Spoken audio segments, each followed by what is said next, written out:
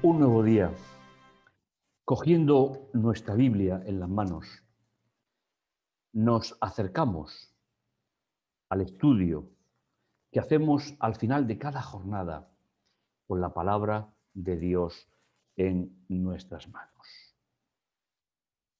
Te invito, como todos los días, a que juntos como iglesia, por esa preciosa promesa del Espíritu, que donde hay 2 o 3 reunidos yo estoy en medio de ellos, a que disfrutemos juntos del estudio de la palabra de Dios y disfrutemos juntos de ese regalo de estar en comunidad junto a nuestro Señor.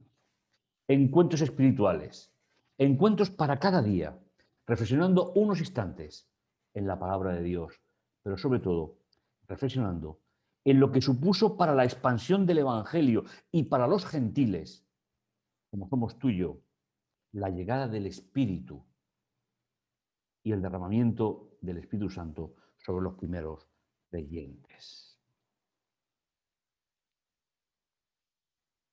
Entramos en el capítulo 12, del versículo 1 al 19, muerte de Santiago y arresto y liberación de Pedro. Una historia realmente espectacular, como todas las que nos son contadas al comienzo del grupo de seguidores de Jesús. Por ese entonces, el rey Herodes echó mano de algunos de los de la iglesia para maltratarlos. La relación de Herodes con el pueblo judío era muy complicada, porque Herodes representaba al imperio, un imperio invasor que el pueblo judío no aceptaba. Por eso siempre había pequeños detalles de concesiones por una parte y para otra, sobre todo para que no hubiese una revuelta que hubiese acabado antes con Jerusalén. Pero en esta ocasión tenemos una historia personal de cómo Herodes intentó acercarse hasta los judíos. Y mató a espada a Jacobo, el hermano de Juan, uno de los que Jesús había llamado para ser embajador suyo, para ser una pieza importante en el comienzo de la expansión del Evangelio. Pero él fue muerto. Él fue muerto, pero lo hizo con una intención determinada. Viendo que esto agradaba a los judíos, procedió a arrestar también a Pedro. Y nos dice Lucas que estábamos o estaban en la fiesta de los panes sin levadura, es decir, en la semana anterior a la Pascua.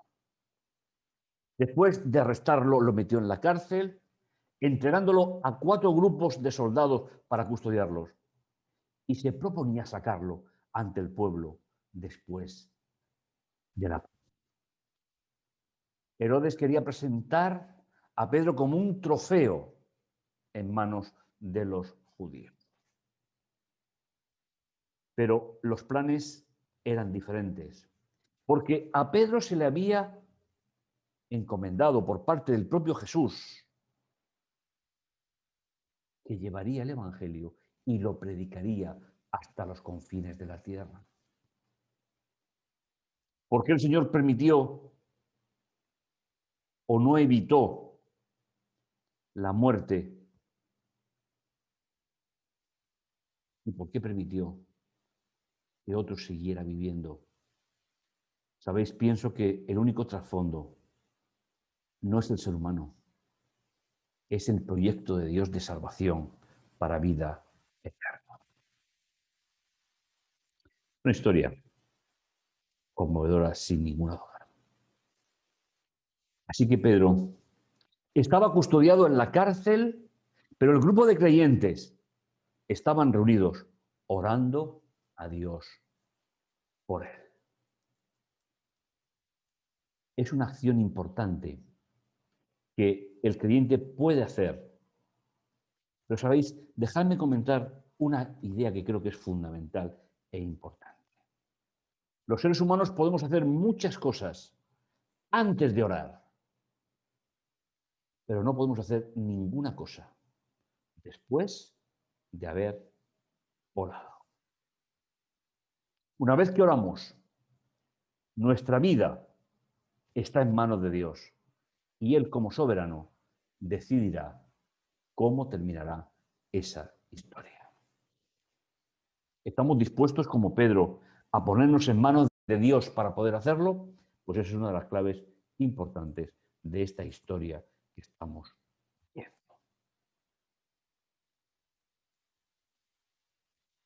Cuando Herodes lo iba a sacar, aquella noche estaba Pedro durmiendo entre dos soldados, atado con cadenas, y unos centinelas delante de la puerta vigilaban la cárcel.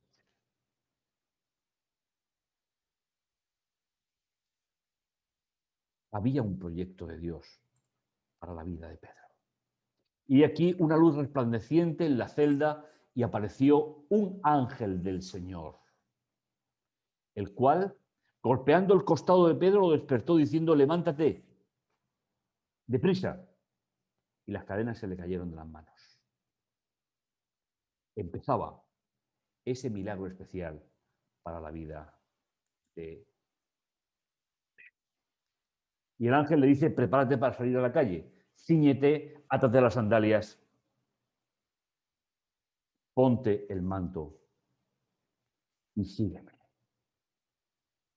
Sigue siendo el resultado de esa relación personal con el Jesús que Pedro había conocido un tiempo antes, cuando estuvo con nosotros. Y sabiendo el ángel lo seguía, pero no entendía que lo que estaba sucediendo por medio del ángel era real, pues suponía que estaba viendo una alucinación. Humanamente, lógico. Pero Dios tenía otro plan diferente.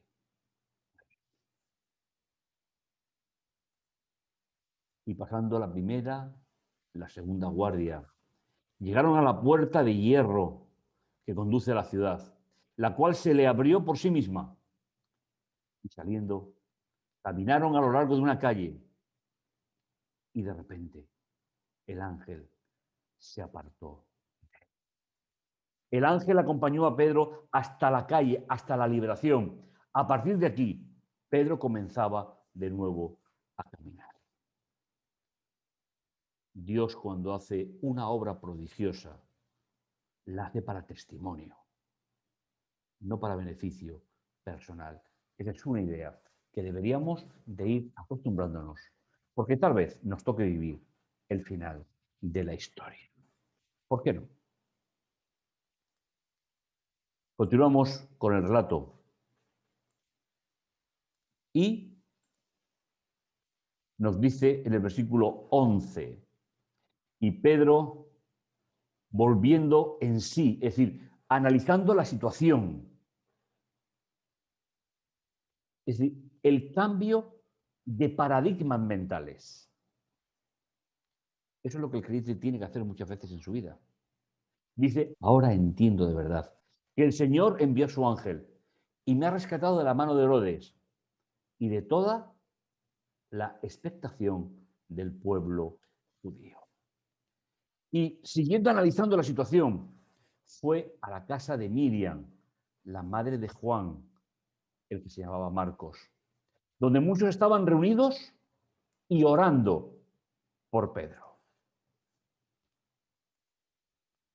Cuando llamó a la puerta del pórtico, es decir, la primera de fuera, salió a atender una criada de nombre Rosa. ¿Sabéis? Es curioso que se ponga el nombre de esta criada. No era normal. Tenía que ser una persona que estuviese comprometido, aunque su situación fuese de criada, que estuviese comprometida con el mensaje del Señor. Si no, su nombre no aparecería. Las criadas que acusaron a Pedro estando en el juicio de Jesús, no apareció el nombre de ninguna de ellas. Esta tenía que ser una persona especial en el entorno de los discípulos del comienzo de la predicación del Evangelio. La puerta se la abrió Rosa. Y reconociendo la voz de Pedro, por causa del gozo, no abrió la puerta, sino que corrió dentro a informar que Pedro estaba delante de la puerta exterior de la casa. Y qué curioso. ¿Por qué estaban orando? El texto nos dice que estaban orando por Pedro. ¿Y cuál es la reacción de los que estaban dentro de la casa cuando Rosa les informa de que Pedro estaba allí?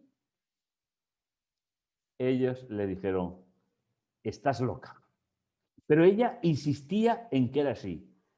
¿Sabéis, hermanos? Y yo me pregunto, ¿para qué estaban orando? Si cuando Dios decide, no por la oración de ellos, porque el hombre no intercede, Dios hace lo que tiene que hacer en cada momento. Pero cuando Dios realiza la obra prodigiosa que realizó con Pedro, ellos no creyeron a la criada, porque tal vez no tenían claro por qué o para qué estaban orando. Entonces ellos decían, bueno, será su ángel.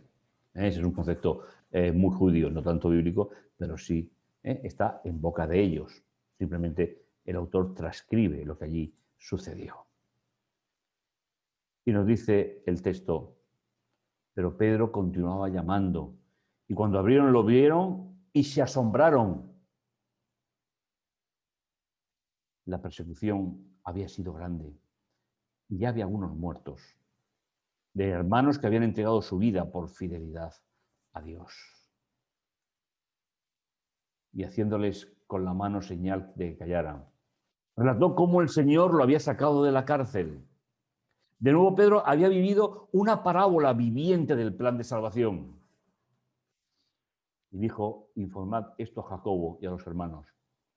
Y saliendo, se fue a otro lugar. Y cuando fue un día hubo un alboroto no pequeño entre los soldados, pues preguntaban, ¿qué se hizo de Pedro? Herodes, al buscarlo y no hallarlo, luego de procesar a los guardias, ordenó su ejecución. Y bajando de Judea a Cesarea, Pedro se quedó allí. En los planes de Dios, Pedro tenía que seguir comunicando el Evangelio a otros. En los planes de Dios, mis hermanos, Pedro tenía todavía una misión importante de hacer para Dios, porque puso su vida en manos del Creador. Cuando pongas tus manos, tu vida, tus manos, tu mente en manos de Dios, por las sin condiciones, para que Dios pueda actuar según su voluntad. Por eso es importante que podamos compartir, podamos decidir qué rumbo toma nuestra vida. No en los acontecimientos, sino en la relación personal con nuestro Dios. Oremos. Bendito bondadoso Dios que estás en los cielos, te agradecemos tu amor, tu misericordia. Te agradecemos, Señor, todo lo que tú haces por nosotros, nos bendices, nos enseñas, Señor. Gracias por tu amor y tu misericordia y gracias por todo lo que tú nos das cada día. Señor, deseamos caminar contigo, deseamos que tú dirijas nuestra vida y a ti, Señor, entregamos nuestra mente para que puedas dirigirla. En el dulce nombre de Jesús. Amén. Pues nos encontramos en el próximo programa. No te lo pierdas. Seguiremos caminando junto a Jesús en nuestra vida diaria. Nos encontramos. Que el Señor te bendiga y te guarde.